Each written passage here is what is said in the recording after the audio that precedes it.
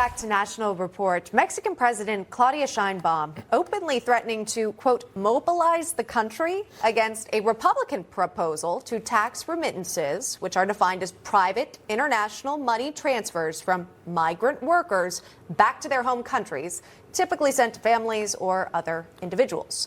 But advocates of the Republican plan say these taxes would choke off the cash flow to Mexican drug cartels, thus reducing their power and influence. So Oklahoma Congressman Kevin Hern didn't take too kindly to Sheinbaum's threat. He recently posted this on X. It's no coincidence that leaders like Claudia Sheinbaum are calling for uprisings, and now we have riots in the streets of L.A. where rioters are waving Mexican flags, end quote. It is our pleasure to welcome Congressman Kevin Hern to National Report. Great to have you here, Congressman. I mean, this has been a years-long battle for you as you introduced your own remittance tax legislation back in 2022. And you seem to have plenty of support here from your Republican colleagues against President Sheinbaum's threats. What's your takeaway of what's going on here?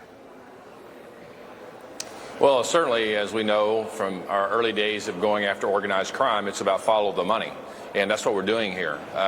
President Trump and his team has done a great job of shutting down the border. We've seen that since he's been in office in January. No new laws, just execution of the laws, which is what he said at the State of the Union. What we're doing here is codifying, going after the cartels and the organized crimes in America that make this all happen.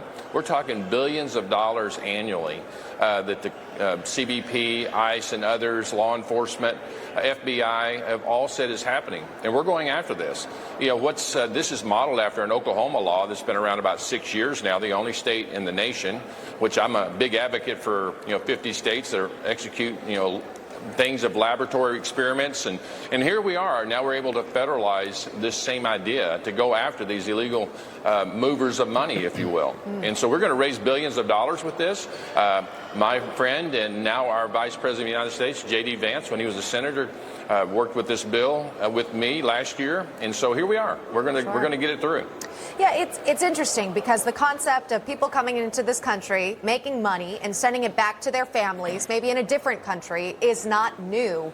But I'm wondering, Congressman, how you might actually go about tracking it to make sure that those payments are, in your vision, actually being taxed and the American taxpayer might also benefit from it.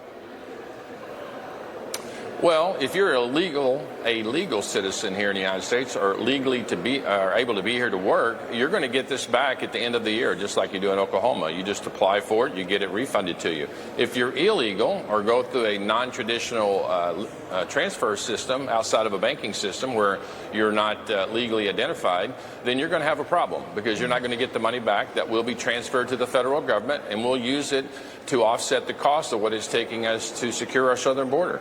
And what we're seeing right now with President Sheinbaum, advocating uprisings, and to your point, talking about what's going on in Los Angeles, we've got an illegal immigrant on top of a burning cop car waving a Mexican flag. And meanwhile, we've got the governor and the mayor of California saying that, we need to respect America. This just doesn't match. The video of what we're seeing is not matching the audio of what they're saying. All right. Congressman Kevin Hern, thank you so much. We appreciate you coming on here and sharing your thoughts on all of this. Great to be with you. Thank you. Thank you. Straight